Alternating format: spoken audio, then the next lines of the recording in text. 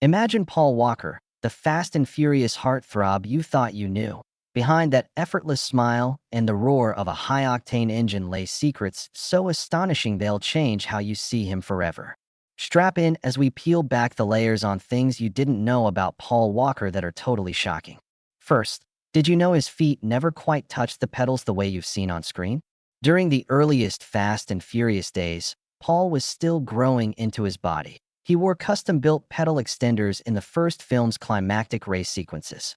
His hands gripped the wheel, but his sneakers hovered above the floor until the stunt team rigged those metal blocks. No one realized until he casually mentioned they gave him a minor but chronic calf cramp every take, one he hid from directors to appear effortlessly in command behind the wheel. Then there's the secret indulgence that almost cost him his Hollywood breakthrough. Paul was a closet tattoo junkie. Long before bromance posters plastered lobby walls, he'd sneak off to Los Angeles parlors for midnight inks, small tributes to his Marine dad, a minimalist wave on his wrist, and a pine tree on his back honoring his beloved Pacific Northwest roots. Studios freaked when tabloids caught wind of him getting a full forearm sleeve just weeks before principal photography on Too Fast, Too Furious. Producers demanded he cover them up with makeup or shave his arms. He didn't flinch. Instead, he turned the sleeve into all business ink, dark hues, bold lines, so it read as a character trait, not a rebellious statement. Maybe you remember his squeaky clean image, but in his 20s, Paul nearly walked away from acting altogether. After a string of small TV roles and commercials, he hit a slump so deep that he considered returning to marine biology, his first college major, at the University of Southern California. He'd spent summers studying sharks for a nonprofit, even nearly co-authored a paper on coastal ecosystems. As auditions dried up, he caught himself daydreaming about scuba tanks instead of spotlights. Friends later said a single phone call from a casting agent offering the role of Brian O'Connor pulled him back. It was that close. From corals to fast cars, a career pivot so narrow you'd need precise F1 timing to navigate it. On set, Paul's most notorious secret was his refusal to do certain stunts. You see him vaulting through windows, leaping from speeding cars, but he drew the line at anything involving fire. During Tokyo Drift's finale, a fiery wreck had him in full racing gear, prepared to run through the flames. At the last second, he balked, handing off the moment to his stunt double. Turns out, Paul had a childhood brush with kerosene that left him with third-degree burns on his chest. He never shared the full story. Just that fire on skin felt like a betrayal of his younger self. Every fire stunt thereafter was strictly double only, a scarred rule he enforced with producers and stunt coordinators alike. Here's another twist. Paul's personal collection of exotic cars remained a closely guarded secret until after his passing.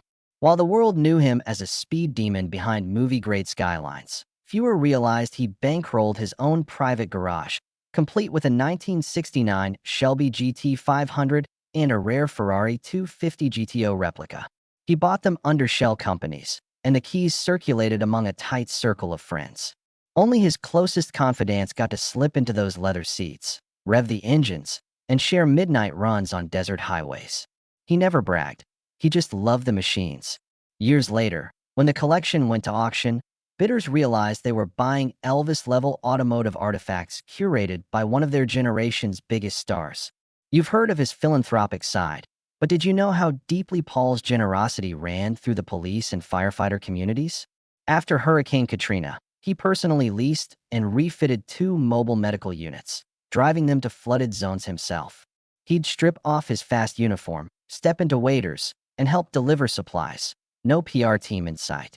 Hospitals still recall nurses looking up in shock as the man from blockbuster posters handed out blankets and tended to patients. He didn't just write checks. He got his hands dirty, earning him an honorary badge from the New Orleans Police Department. Few fans realize it, but those waters and that badge were as defining for him as any street race. One of the most astonishing secrets is his habit of disappearing for days, sometimes weeks, off the grid, unplugged, untraceable. Long before burner phones were a trope, Paul rented rustic cabins in the Santa Cruz Mountains with no cell reception, no Wi-Fi, and only a gas-powered generator for light. He'd fish, hike, and journal for hours, returning to set with fresh energy and cryptic advice for co-stars. Directors once complained he was impossible to pin down during pre-production, but castmates saw the method in his madness. Those retreats fueled the calm confidence that made Brian O'Connor so magnetic. Finally, the most heartbreaking secret. Paul Walker struggled with severe insomnia in his final years, a fact he masked with early calls to set and near-perfect on-camera performances. Off-screen, he wrestled with 4 hours of sleep per night, often trading rest for script notes, charity work, and late-night calls to his daughter, Meadow. Friends say he carried an old iPod loaded with ocean sounds, wave after wave, to coax himself into naps between shoots. He refused prescription sleep aids, worried they might dull his reflexes or filter into his blood work for stunt scenes.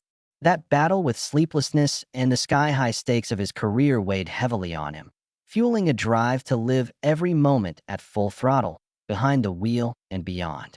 These revelations paint a portrait of Paul Walker that goes far beyond the adrenaline and Hollywood gloss. A man of hidden scars, fierce loyalty, unconventional retreats, and a generosity that knew no spotlight. He was more than the roles he played. He was a mystery he chose to reveal sparingly, a life lived on his own terms. Next time you hear an engine roar, remember the real Paul Walker. Far more complex, far more human, and infinitely more remarkable than you ever imagined. Beyond the trophy cases and movie sets, Paul Walker carried a secret passion for marine conservation that extended far beyond his early attempts at marine biology. In 2003, while filming data scenes for a Fast and Furious sequel, he quietly partnered with a silent dolphin rescue initiative in the Bahamas, contributing both time and funds to rehabilitate stranded cetaceans. Few fans realized that on his days off he would slip into a wetsuit at dawn, diving beneath turquoise waters to remove discarded fishing nets that ensnared turtles and dolphins alike. His commitment ran so deep that local marine biologists began referring to him anonymously as the Blue Guardian, chalking diver logs with sightings of a pale-haired volunteer working tirelessly to free a trapped animal. But Paul's ocean endeavors were only the tip of the iceberg. Behind closed doors, he spearheaded a clandestine scholarship fund for underprivileged students pursuing marine sciences, supplying grants that covered tuition, lab equipment, and fieldwork expenses. Applications remained exclusively word of mouth. Nominees were pre-screened by former WWF staffers and then quietly endorsed by Paul himself. Over the years, this covert fellowship nurtured dozens of young researchers who went on to publish groundbreaking studies in coral reef restoration and manta ray tracking. To protect student privacy and avoid media hype, the scholarship bore a nondescript name, the Horizon Grant, leaving recipients free to claim credit without drawing attention to Walker's involvement. On dry land, Paul fostered equally surprising connections within the law enforcement community. After befriending a San Diego SWAT team during a charity car show, he received honorary training in breach tactics, hostage negotiation basics, and tactical driving maneuvers. While studios assumed those sessions were mere publicity fodder, Walker treated them as serious skill-building exercises, logging over 100 hours in simulated missions and emergency response drills. His goal? To better understand the men and women who risked their lives daily and to advocate for improved protective gear and psychological support programs. To date, his recommendations have influenced policy changes in several county sheriff departments nationwide. Yet few detectives know the celebrity behind the proposals. While Paul's public image centered on speed and adrenaline, he harbored a profound passion for classical literature. During downtime on international press tours, he often retreated to hotel libraries, devouring the works of Hemingway, Steinbeck, and Tolstoy. One European publisher even commissioned him to translate selected chapters of Dostoevsky's Crime and Punishment into samplings of modern vernacular for charitable reading events. Paul's renditions, presented under a pseudonym, received praise for bridging 19th-century philosophical anguish with contemporary dialogue. Rare video footage exists of him hosting midnight salon readings by candlelight, surrounded by fellow bibliophiles invited via encrypted literary forums. It was a side of Walker few ever glimpsed, the philosopher drifting through prose, not pavement. He also had a little-known taste for analog art forms, collecting vintage Polaroid cameras and experimenting with instant film mediums. At his Santa Barbara vacation home, he built a darkroom in a hidden basement, spending lonely evenings developing spontaneous snapshots of sunsets, surf sessions, and stray animals. His private archive spanned hundreds of images, each embossed with cryptic captions like ephemera or transient truth, never shared online or in print. When friends pleaded with him to curate an exhibit, he declined, explaining that the art was meant to be fleeting, an antidote to the permanence of digital overexposure. That philosophy mirrored his approach to fame, visible only in fragments, never fully captured. Walker's business ventures extended into unexpected territories as well. In 2010, he co-founded a gourmet street food truck franchise with a friend, serving fusion tacos in Hollywood parking lots. Known internally as Speed Taco, the concept combined Mexican flavors with Asian-inspired chili lime marinades, drawing long lines of hungry diners on late-night shoots. Paul would often pop out from behind the stainless steel counter to chat with customers, autograph menus, and even taste test new recipes, despite being in the early stages of a strict vegan diet. The venture grew to a dozen trucks across Southern California, but remained privately held under shell corporations, keeping Walker's name off signage and allowing the brand to stand on its own merits. And then there was the most paradoxical secret of all. Paul maintained an ongoing fascination with silence. Whenever noise and motion overwhelmed him, he would seek out fully soundproof spaces, a converted bank vault turned meditation chamber, a remote soundstage insulated with lead-lined walls, or a mobile capsule parked deep in the desert. These sanctuaries allowed him to experience complete mental stillness for hours on end. He believed that true clarity emerged when every stimulus was stripped away, a philosophy he applied to driving fast and to living life in the public eye. He applied it with precision. Paul's life wasn't all fast cars and adrenaline fixes. He also flirted with true peril when the 2004 Indian Ocean tsunami struck Phuket, Thailand. Scheduled for a low-key vacation weeks after wrapping a film, he and a small group of production assistants escaped critical injury by a hair's breadth. Witnesses recall him sprinting down flooded streets, hoisting stranded tourists onto boats, and commandeering a local fishing skiff to ferry injured villagers to the nearest clinic. For days, he slept in a makeshift shelter beside doctors and volunteers, offering not autograph requests but comfort and chest compressions as needed. That harrowing ordeal left him shaken but resolute, igniting a lifelong commitment to disaster relief.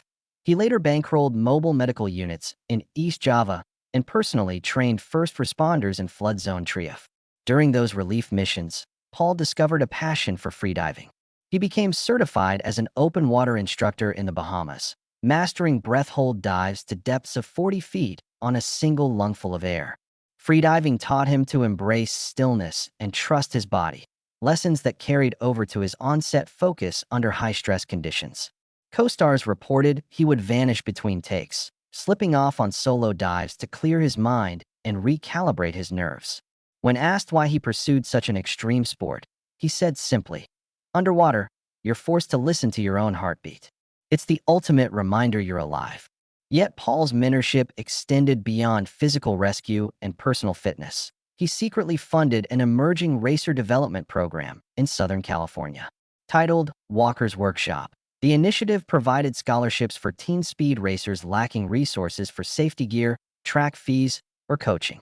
Over a dozen young drivers received full backing, learning advanced cornering techniques and vehicular dynamics under Paul's guidance, his identity revealed only in private letters. Those protégés went on to compete in national drift championships, often dedicating victories to the man who taught them to control speed with precision, never aggression. In a surprising crossover, Paul also worked behind the scenes with NASA's astronaut training division. Intrigued by the parallels between high-speed car handling and microgravity maneuvering, he volunteered for 13 parabolic flight simulations in Houston, earning praise from flight surgeons for his calm and weightlessness. Engineers consulted him on cockpit ergonomics, arguing that a racer's instinct for spatial orientation could inform next-generation spacecraft controls. Although his contributions never made headlines, insiders say his feedback influenced modifications in the Orion spacecraft's manual override system. Storm chasing was another of Paul's offbeat obsessions. Equipped with a Doppler radar unit and satellite uplinks, he joined university meteorology teams on expeditions into the heart of Category 3 and 4 hurricanes. Clad in protective gear, he'd photograph eyewall formations and deploy sensor drones to capture wind speed data at 30,000 feet. Those storm logs found their way into peer-reviewed journals under a co-author pseudonym, adding scientific value to his daredevil image. On one mission into Hurricane Irma, he narrowly escaped flying debris that sheared off his vehicle's roof. Yet he credited the experience with teaching him the importance of calibrating risk, both on screen and in nature. Paul's cultural pursuits were equally eclectic. He amassed a private collection of rare first editions, from Herman Melville's 1851 Moby Dick to Jules Verne's 1870 20,000 Leagues Under the Sea, housed in a climate-controlled vault beneath his Pacific Palisades estate. He convened monthly salons for fellow bibliophiles, discussing narrative structure and character arcs late into the night over single malt scotch. Those gatherings helped fuel his later scriptwriting instincts, sharpening his understanding of pacing, rising tension, and the art of the unforeseen twist. His personal relationships carried secrets too. Few people knew that Paul maintained a decades-long pen-pal connection with an orphan boy in Mozambique. The two met during a UN charity gala in 2002, and Paul anonymously sponsored the boy's education through college. Only after Paul's untimely passing did the family reveal his identity, a revelation that moved both the philanthropic community and fans around the globe. The beneficiary later established a foundation in Paul's name, funding STEM labs in Southeast Africa. Ironically, the man known for his fast-paced life also became an advocate for enforced rest. After struggling with chronic insomnia, he collaborated with a Silicon Valley startup to develop a soundproof sleep pod that simulated white noise and vibration patterns mimicking gentle waves. Film crews report seeing the pod on set parking lots, where Paul would enter for 90-minute power naps between stunts. He credited the invention with improving his reaction times and reducing his reliance on coffee and energy drinks during grueling shoots. Finally, perhaps the most astonishing twist, Paul once auditioned for a role in a major Studio Ghibli animation, traveling incognito to Tokyo to record voice tests for an English dub of a Hayao Miyazaki film. His submission was never used, yet animators recall his expressive delivery and natural warmth. Though the project passed him over, Paul kept the master recordings locked away, a testament to his willingness to explore creative horizons beyond live-action blockbuster fame. These untold chapters of Paul Walker's life reveal a man whose passions transcended the asphalt racetracks. From life-saving efforts in tsunami-ravaged regions to cosmic collaborations with NASA, from deep-sea silence to storm-chasing adrenaline, he embraced extremes in pursuit of purpose and perspective. Each secret pursuit added a layer to his legacy, a fast and furious icon driven as much by curiosity and compassion as by horsepower. But Paul's creativity extended far beyond horsepower. He was also an uncredited composer of ambient music under the pseudonym DJ Lagoon. Beginning in 2008, he recorded late-night sessions in a makeshift studio built into his Santa Cruz retreat, layering gentle synth pads with field recordings of ocean waves and rainforest insects. He pressed fewer than 500 vinyl copies of two EPs, Blue Current and Coastal Reverie, each hand-numbered and distributed anonymously to select record shops in San Francisco and Tokyo. Collectors now pay five-figure sums for original pressings, yet few realize the artist behind the ethereal soundscapes was the same face speeding through blockbuster car chases. In 2010, Paul quietly acquired a tiny Caribbean cay off the coast of Belize. He transformed it into a covert marine research station, funding biologists studying coral bleaching and manatee migrations. The island's only visible sign of development was a few rustic cabins marketed as eco-lodges, but below deck lay labs equipped with microscopes, seawater tanks, and data loggers powered by solar arrays he installed. He visited annually by private sailboat, hopping aboard to review research findings and host think tank dinners where scientists debated reef restoration techniques. His involvement remained unpublished until research papers credited anonymous patron for establishing field operations in that region. Away from the sea, Paul indulged a fascination with ancient artifacts. Over the years, he built a private trove of genuine Egyptian papyri fragments, letters and civic records from the Ptolemaic era, carefully authenticated by university scholars. He repatriated several pieces to the Egyptian Museum in Cairo via silent diplomatic channels, insisting on no public fanfare. He believed these relics belonged in national collections, not private vaults. Today, they sit behind museum glass labeled only as donated by a private benefactor, a testament to his passion for history and quiet respect for cultural heritage. Not content with artistic endeavors, Paul was also an early backer of several Silicon Valley startups. In 2012, he invested in a drone mapping company that later sold to a global aerospace firm. In 2014, he seeded a sustainable surfboard venture developing electric jetfoil boards. And in 2016, he quietly purchased shares in an autonomous vehicle platform that would become a leader in driver-assist technologies. These investments weren't publicized but resurfaced in IPO filings after his passing, revealing that Paul's tech portfolio outperformed many conventional celebrity endorsements. His instinct for disruptive innovation mirrored the thrill of racing: calculated risk, big reward. Parallel to these ventures, Paul collaborated with a VR training company to create a bespoke racing simulation. He spent months motion capture filming, relaying nuanced feedback on haptic feedback, cockpit ergonomics, and throttle response. Developers credit Walker's input with improving realism so significantly that several Formula One teams adopted the simulator for rookie driver training. Despite these industry accolades, the project remained designated confidential under non-disclosure agreements, leaving most esports and racing fans unaware that their top-tier simulators bore the mark of a Hollywood star's precise expertise.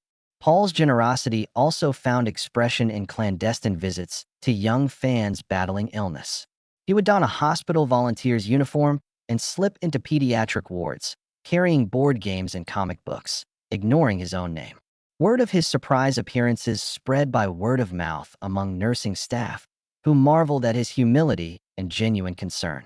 Parents later confirmed on small support group forums that the mystery volunteer who brightened their children's days was Paul Walker. These encounters never appeared on social media. He forbade photos to keep the focus on the kids, not on himself. Yet another layer of Paul's hidden life emerged in his brief stint as a podcast host. Under the moniker The Surfer's Almanac, he produced a 5-episode series in 2014, each installment exploring surf culture, marine ecology, and personal wellness. Recorded in beachside shacks, the podcast offered meditative soundscapes, interviews with pro surfers, and guided mindfulness sessions. Download numbers were minuscule. Subscribers accessed episodes via private RSS feeds, making it an intimate passion project rather than a mass-market show.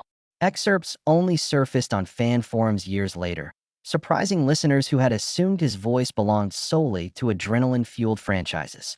Paul's thirst for connection drove him to become a near-fluent speaker of Spanish, French, and conversational Mandarin. He undertook immersive language training, living with host families in Costa Rica, attending immersion schools in province, and practicing Mandarin calligraphy with teachers in Shanghai. When shooting scenes in South America or Asia, he often ad-libbed lines in local dialects, insisting on authentic pronunciation and idioms. Local crews and extras recall his warm greetings and spontaneous efforts to communicate in native tongues, forging bonds that transcended simple translation, embodying a deep respect for cultural exchange. Finally, Paul's penchant for strategic withdrawals persisted to the end. He maintained a hidden telescope observatory at his Malibu estate, spending moonless nights charting faint celestial objects and jotting down astronomical observations in leather-bound notebooks. To combine passions, he sometimes drifted into amateur astrophotography, capturing nebulae and star clusters that rivaled professional observatories. His astrophotography prints remain locked in portfolio cases, never exhibited publicly, a final reminder that the breadth of his curiosity extended from earthly storms to cosmic infinity. Perhaps the most astonishing revelation about Paul Walker lies in his hidden talent for architectural restoration.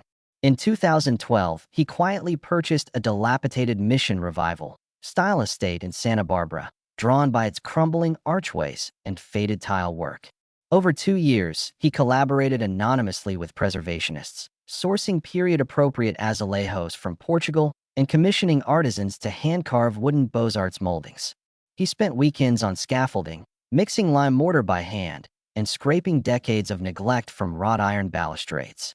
Neighbors would glimpse him at dawn in work boots, sleeves rolled up, utterly absorbed in the craft. When the project was completed, the rejuvenated mansion was donated to a local arts nonprofit, becoming a residency for emerging playwrights and painters, an unexpected legacy that bridged Hollywood glamour with grassroots creativity. Just as his architectural pursuits recast him as a patron of the arts, his deep dive into equestrian sports transformed him into an amateur steeplechase contender. In 2014, Walker acquired 3 retired racehorses from a Kentucky breeder under the radar. He converted a portion of his Malibu land into stables and riding lanes, learning grooming techniques, hoof care, and jumping form. He partnered with a former Grand National jockey, training for months to develop balance and trust. His barn remained a closely held secret among the local equestrian community. No public posts, no showroom events.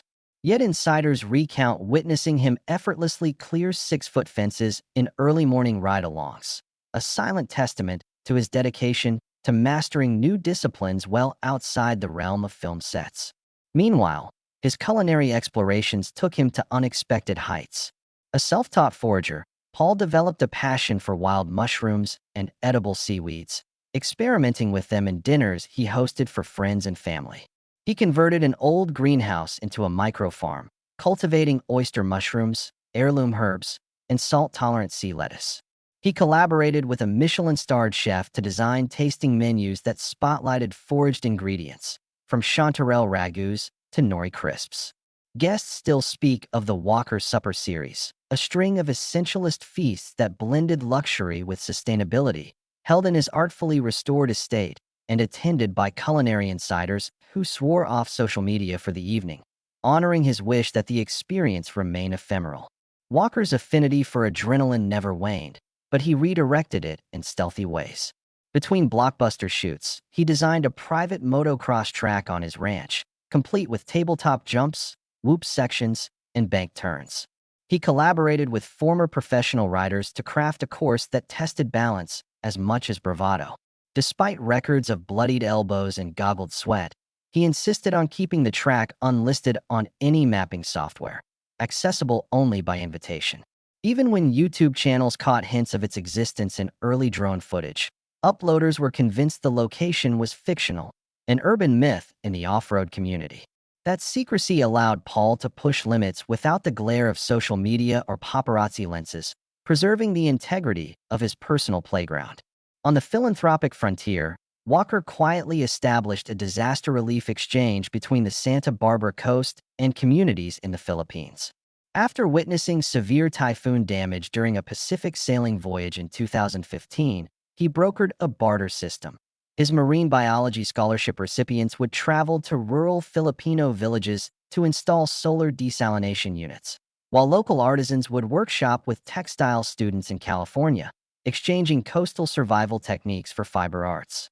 The program operated under the radar of UN agencies and mainstream NGOs, relying on Paul's direct mentorship and logistical support.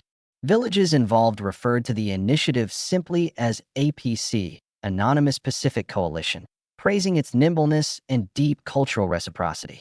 Walker's hidden digital artistry also merits attention. An avid coder, he taught himself Python and JavaScript during downtime on set using borrowed laptops and online forums. By 2016, he had developed an experimental environmental app that used geotagged photos to help hikers identify endangered flora. The code remained open source under a pseudonym, with contributions from outdoor enthusiasts who had no idea a movie star was part of the developer community. The app was quietly adopted by national park services in several states, valued for its intuitive interface and grassroots support, even as headlines fixated on studio earnings and box office stats.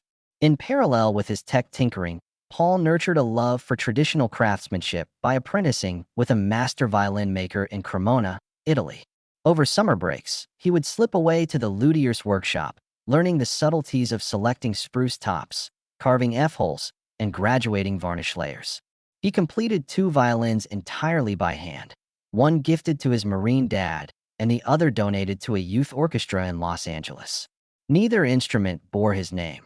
The only signature was a tiny inscription under the fingerboard reading, PW 2017, a silent nod to the depth of his artistic pursuits beyond the roar of V8 engines.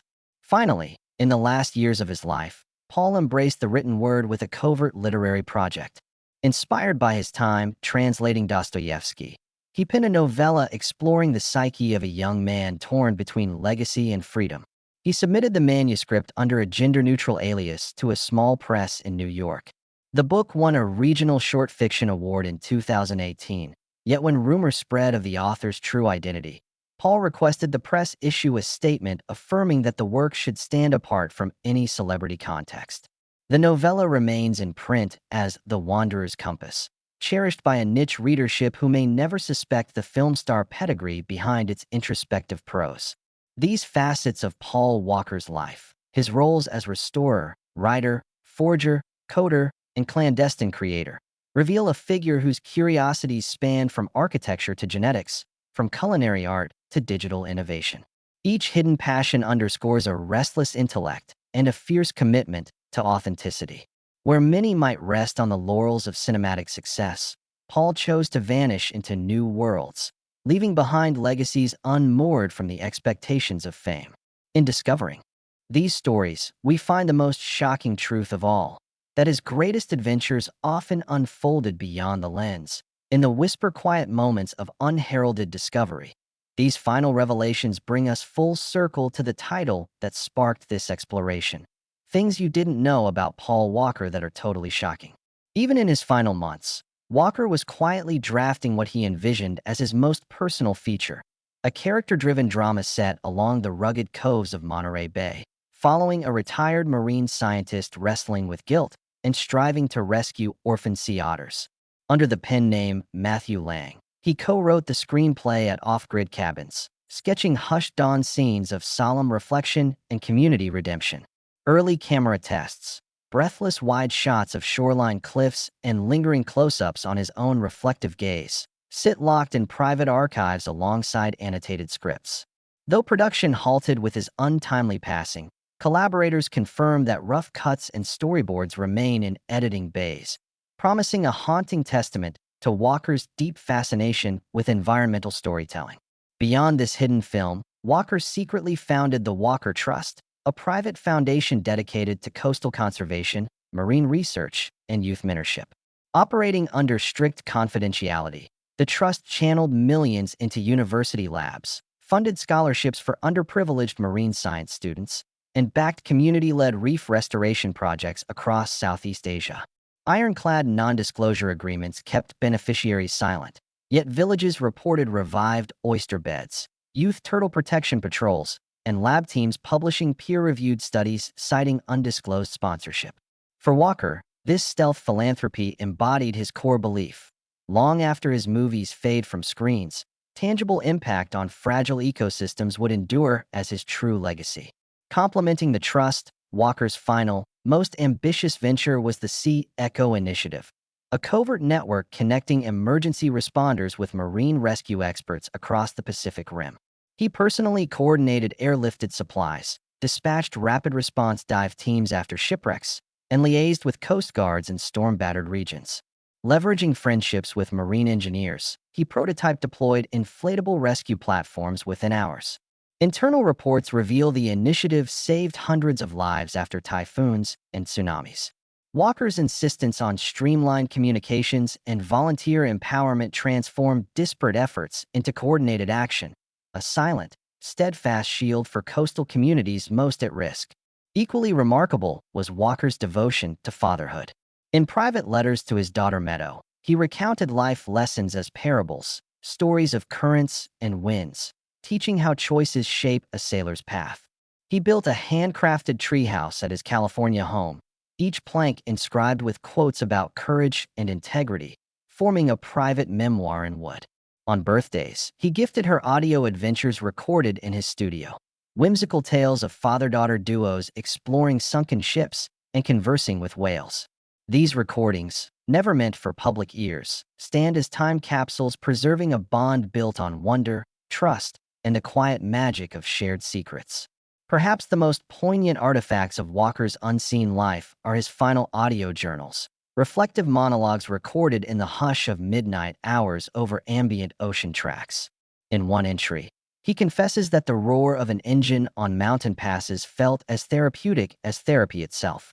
In another, he outlines a blueprint for sustainable filmmaking that minimizes carbon footprints and centers local creators.